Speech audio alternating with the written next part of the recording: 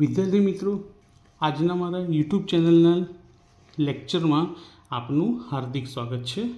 આજનો લેક્ચર છે મારો ધોરણ 12 કોમર્સ ભાગ 1 આંકડાશાસ્ત્ર, જેમાં ચેપ્ટર નંબર 1 સૂચકાંકનું સ્વાધ્યાય 1.1 આપણે શરૂ કરવા જઈ રહ્યા છીએ. આજે સ્વાધ્યાય 1.1નો આજનો લેક્ચરની અંદર દાખલા નંબર 1 હું તમને સંપૂર્ણપણે શીખવાડી દઈશ. દાખલા નંબર 1ની અંદર તમે જોશો તો અહીં તમને એક શહેરના કારખાનામાં કામ કરતા કામદારોના જૂથની વર્ષ 2008થી લઈ અને 2015 દરમિયાન દૈનિક સરેરાશ વેતન અંગેની માહિતી આપેલી છે. અને તે માહિતી પરથી તમને અચલ આધારની રીતે, પરંપરિત આધારની રીતે અને 2011થી 13ના દૈનિક સરેરાશ વેતનની સરેરાશને આધાર વર્ષના વેતન તરીકે લઈ અચલ આધારે સૂચકાંક ગણવાનો છે. એટલે કે ટોટલ તમારે 3 રીતે સૂચકાંક અહીંયા આગળ શોધવાનો છે. પરીક્ષાની અંદર ક્યારેય પણ આ ત્રણેય રીત એક સાથે પૂછાતી નથી, માટે હું તમને ત્રણેય રીતના અલગ અલગ દાખલા ગણીને બતાવીશ કે પરીક્ષાની અંદર પૂછાય તો ધારો કે અચલ આધારે પૂછાશે, કાં તો પરંપરિત આધારે પૂછાશે, કાં તો સરેરાશ કાઢી અને અચલ આધારે પૂછાશે. તો ત્રણેય દાખલા આજે આપણે અલગ અલગ ગણીશું. સૌથી પહેલાં આપણે શરૂ કરીએ અચલ આધારની રીતે. અચલ આધારની રીતમાં હંમેશા આધાર વર્ષ આપેલું હોવું જ જોઈએ. તો અહીં આધાર વર્ષ આપણને શું આપેલું છે? વર્ષ 2008. તો 2008નું જે વેતન હોય તેને આપણે આધાર વર્ષની કિંમત ગણવાની રહેશે. યાદ રાખજો, આધાર વર્ષ 2008 છે તો 2008ની જે કિંમત છે તેને આપણે આધાર વર્ષની કિંમત ગણવાની રહેશે. તો શરૂઆત કરીએ આપણે મિત્રો. સ્વાધ્યાય 1.1 એનો દાખલા નંબર પહેલો. સૌથી પહેલાં તો મેં રકમ લખી દીધી, જેમાં વર્ષ લખી દીધા અને દૈનિક સરેરાશ વેતન લખી દીધું. હવે આપણે ત્રીજા ખાનાની અંદર અચલ આધારે સૂચકાંક શોધવાનો છે.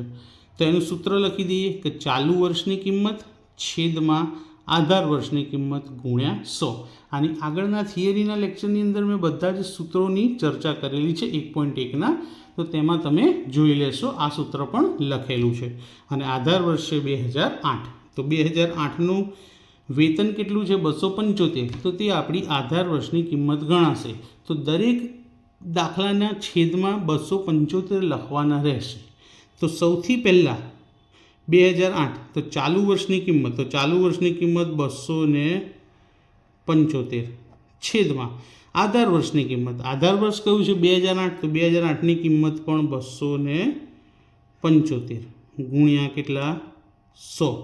ગણતરી કેલ્ક્યુલેટરમાં કરશો. 275 ગુણ્યા 100 છેદમાં 275, તો જવાબ મળશે તમને 100. ગણતરી તમારે કેલ્ક્યુલેટરની અંદર ગણવાની રહેશે.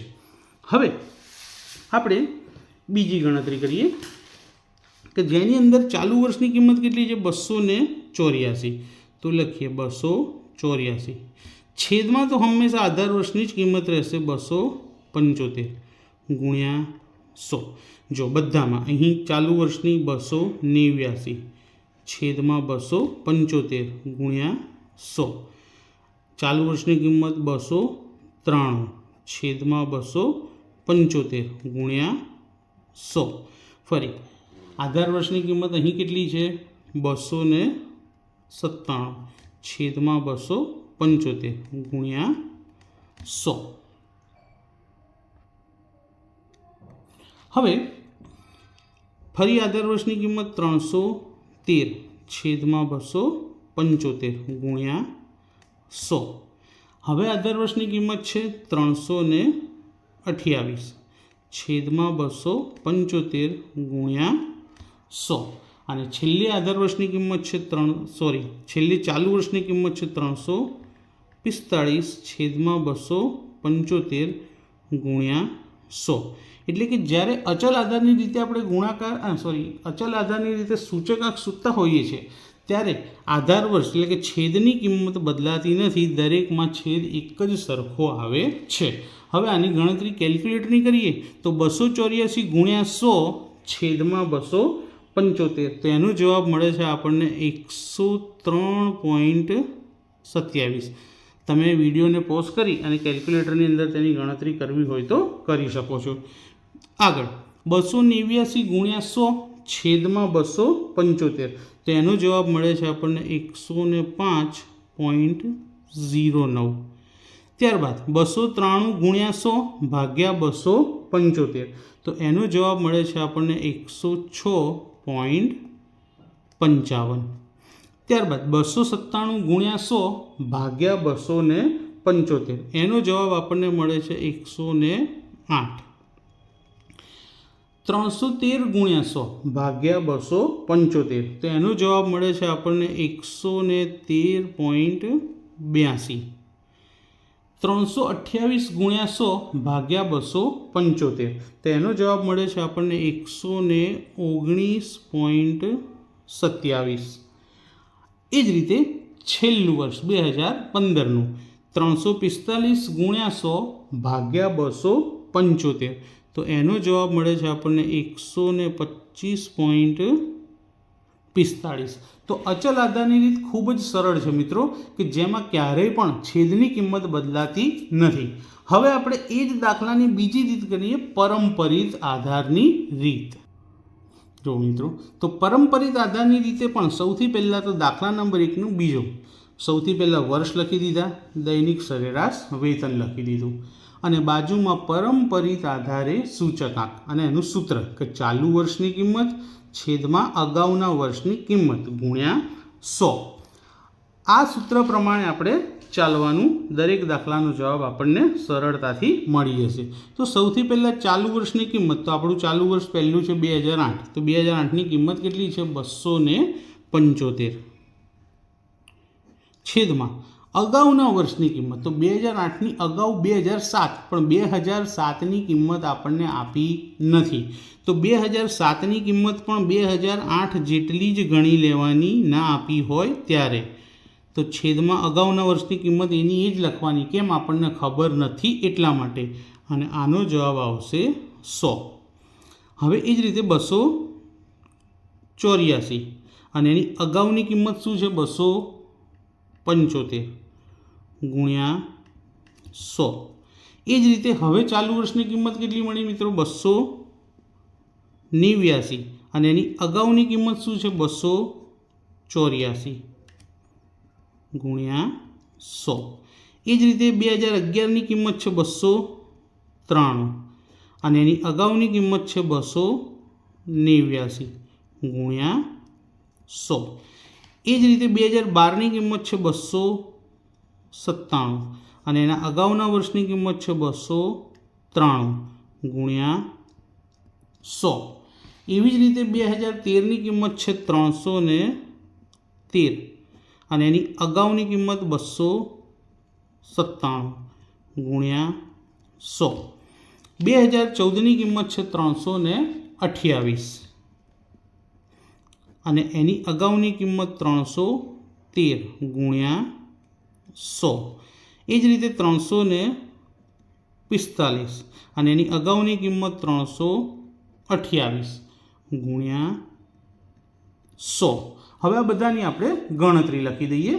તો સૌથી પહેલી ગણતરી 284 ગુણ્યા 100 ભાગ્યા 275, તો 103.27 થશે મિત્રો. એ જ રીતે 289 ગુણ્યા 100 ભાગ્યા 284, તો એનો જવાબ આવશે 101.76. તેમજ 293 ગુણ્યા 100 ભાગ્યા 289, તો એનો જવાબ આવશે 101.38. એ જ રીતે 297 ગુણ્યા 100 ભાગ્યા 293, તો એનો જવાબ આવશે 101.37. 313 ગુણ્યા 100 ભાગ્યા 297, તો જવાબ આવશે 105.39. 328 ગુણ્યા 100 ભાગ્યા 313, 104.79. 345 ગુણ્યા 100 ભાગ્યા 328, તો 105.78. 18। તો બે રીત પૂરી થઈ ગઈ। પહેલી ગણી આપણે અચલ આધારે સૂચકાંકની રીત કે જેમાં છેદ બદલાતો નથી, અને બીજી રીત હતી પરંપરિત આધારની રીત કે જેમાં દરેક સૂચકાંક શોધતી વખતે છેદ બદલાતો રહે છે। પરંપરિત આધારે સૂચકાંકની રીતમાં છેદ કયો લખવાનો? અગાઉના વર્ષનો લખવાનો હોય છે। હવે દાખલાની ત્રીજી રીત, દાખલા નંબર 1નો ત્રીજો દાખલો કે જેમાં વર્ષ અને દૈનિક સરેરાશ વેતન એના એ છે, પરંતુ દાખલામાં શોધવાનું છે અચલ આધારે સૂચકાંક, પણ અચલ આધારે સૂચકાંકમાં આપણને આધાર વર્ષ નથી આપ્યું। તો આધાર વર્ષ શું લેવાનું છે કે વર્ષ 2011થી 13ના વેતનની જે સરેરાશ આવે તેને આપણે આધાર વર્ષનું વેતન ગણવાનું છે। તો સૌથી પહેલાં તો મેં 2011થી 2013ના વેતનનો સરવાળો લખ્યો છે। તો 2011નું વેતન 293, 2012નું વેતન 297 અને 2013નું વેતન 313 ભાગ્યા 3। હવે આ ત્રણેયનો આપણે સરવાળો કરીએ તો સરવાળો થાય છે 303 ભાગ્યા 3, અને એનો ભાગાકાર મળે છે આપણને સરવાળો થાય છે 903, કેટલો થાય છે? 903, અને એને 3 વડે ભાગીએ તો આપણને જવાબ મળે છે 301। તો દરેકે દરેક દાખલો ગણીએ નીચે અહીંયા આગળ, ત્યાં છેદમાં કેટલા લખવાના? 301, કારણ કે 301ને આધાર વર્ષનું વેતન ગણી આપણે સૂચકાંક શોધવાનો છે। અને આ 301 કેવી રીતે મળ્યા? તો 2011થી 13ના વેતનની શું શોધી? સરેરાશ। હવે શરૂ કરીએ। 2008 ચાલુ વર્ષનું વેતન કેટલું છે? 275, અને આધાર વર્ષનું વેતન કેટલું લેવાનું છે? 301। તો દરેક વખતે છેદમાં કેટલા આવશે? 301। 2009નું વેતન છે 284, છેદમાં 301 ગુણ્યા 100। આમ દરેકે દરેક દાખલામાં છેદમાં 301 જ આવશે, જે બદલાશે નહીં। 289 છેદમાં 301 ગુણ્યા 100, 293 છેદમાં 301 ગુણ્યા 100, 297 છેદમાં 301 ગુણ્યા 100।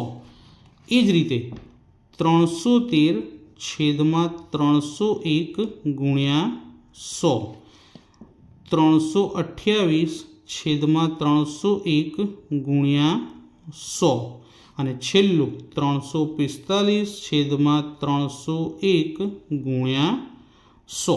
હવે આ બધાના જવાબ લખી લઈએ, કેલ્ક્યુલેટરમાં ગણતરી કરી। તમે વિડીયોને પોઝ કરીને મારી સાથે સાથે કેલ્ક્યુલેટરમાં ગણતરી કરી શકો છો। તો સૌથી પહેલાં 275 ગુણ્યા 100 ભાગ્યા 301, તેનો આન્સર આપણને મળે છે 91.36। બીજું 284 ગુણ્યા 100 ભાગ્યા 301, તેનો આન્સર મળે છે આપણને 94.35। 289 ગુણ્યા 100 ભાગ્યા 301, તેનો આન્સર મળે છે આપણને 96.01। 293 ગુણ્યા 100 ભાગ્યા 301, તેનો જવાબ મળે છે આપણને 97.34। 297 ગુણ્યા 100 ભાગ્યા 301, તો એનો આન્સર મળે છે આપણને 98.67। 313 ગુણ્યા 100 ભાગ્યા 301, તેનો જવાબ મળે છે આપણને 103.99। 328 ગુણ્યા 100 ભાગ્યા 301, તો એનો આન્સર મળે છે આપણને 108.97। અને છેલ્લું 345 ગુણ્યા 100 ભાગ્યા 301, તો એનો જવાબ મળે છે 114.62। તો મિત્રો પહેલો દાખલો અહીંયા પૂરો થાય છે, અને આ દાખલા 2 માર્કની અંદર અથવા તો 3 માર્કની અંદર પૂછાઈ શકે। ત્રણેય દાખલા એક સાથે નહીં પૂછાય, ત્રણેય દાખલા એક સાથે નહીં પૂછાય, અલગ અલગ પૂછાશે। કાં તો અચલ આધારે સૂચકાંક પૂછાશે, કાં તો પરંપરિત આધારે પૂછાશે, કાં તો પછી ગમે તેટલા વર્ષની સરેરાશ શોધી અને જે આન્સર આવે એને અચલ આધારે સૂચકાંક શોધવાનો પૂછાશે. ત્રણેય એક સાથે પૂછાતા નથી. તો મિત્રો, આજનો વિડીયો આપને કેવો લાગે? જો પસંદ આવે તો વિડીયોને લાઇક કરજો, કોમેન્ટ કરજો અને ચેનલને સબસ્ક્રાઈબ કરવાનું ભૂલતા નહીં. તેથી આવા જ એજ્યુકેશનના આગળના વિડીયો તમને મળતા રહેશે. Good bye.